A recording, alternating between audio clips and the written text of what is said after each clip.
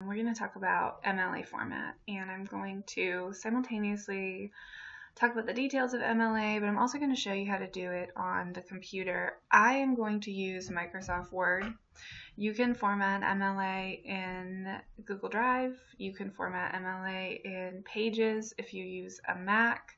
It doesn't matter what software you're using. It just depends on using different software means that you might have to manipulate your program slightly differently than how you will see on my screen.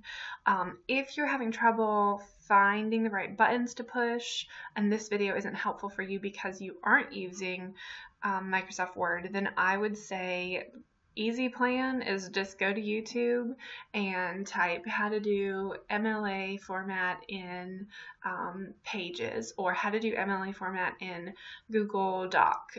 Okay, so I'm going to open up a new Microsoft Word program. If you don't have Microsoft Word on your computer and you want it, Mitchell offers free Office software, so that's the whole suite, like Microsoft, PowerPoint, all of those really cool tools for free for students. And if you need to know where to find that, let me know. So if you don't have it and you need it, send me an email. I'd be happy to point you in the right direction.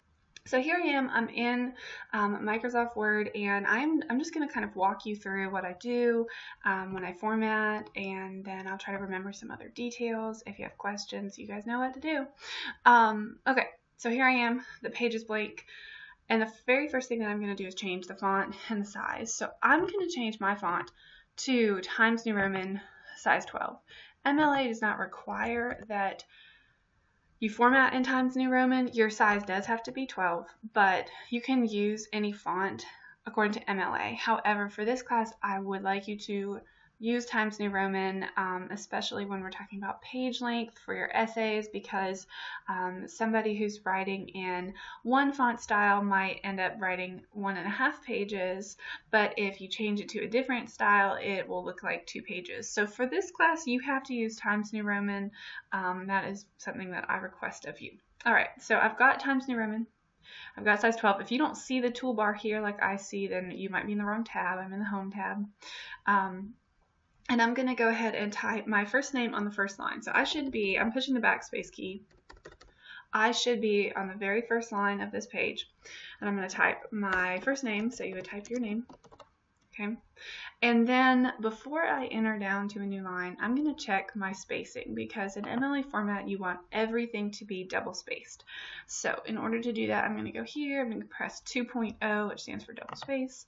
And then when I hit enter, you'll see that I go on to skip a little bit of a line here. And then I'm going to type my instructor's last name, and then the class. I'm not really picky about what you put here. You could put Writing and Inquiry, you could put English 111, you could put English 111 hyphen IC2, which is our online section number.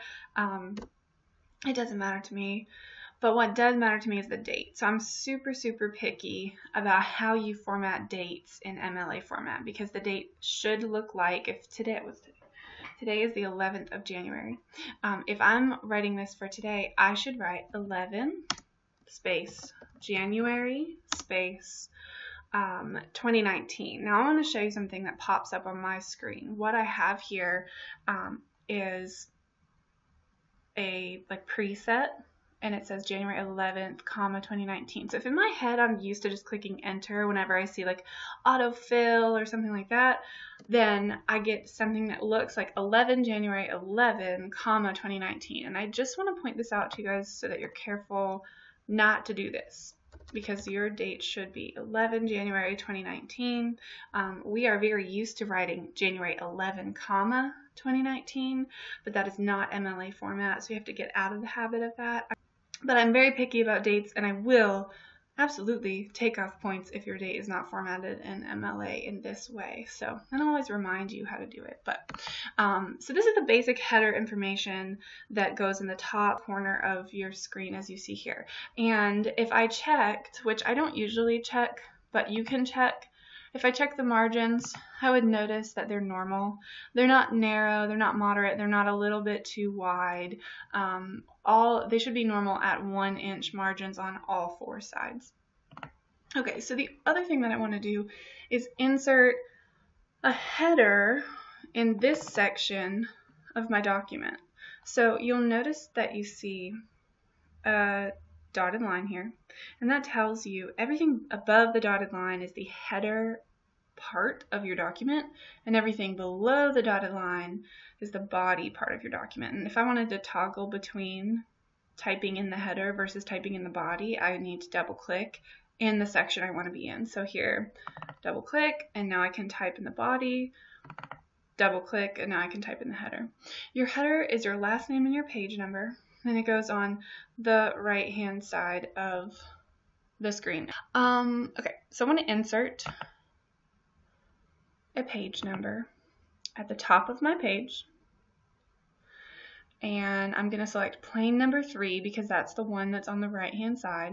There are some really cool fancy numbers down here, like with the word page and a line, and then page 1 of 1 or something along those lines.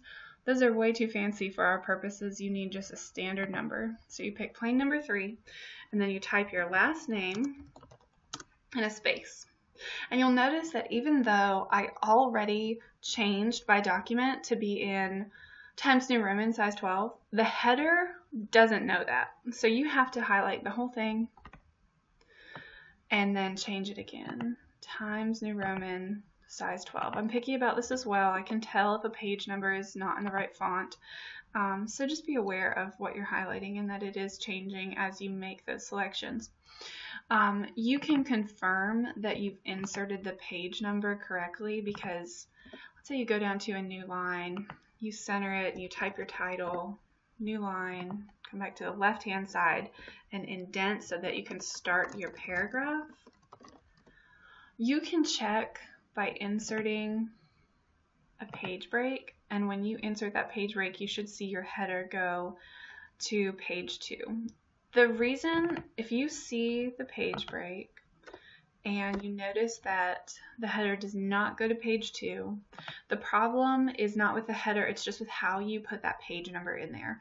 So you have to format the page number by going to like the Insert tab or the Design tab and selecting page number within the controls in your software. You cannot just type number 1, because if you do that, then you're going to get number 1 on every single one of your pages.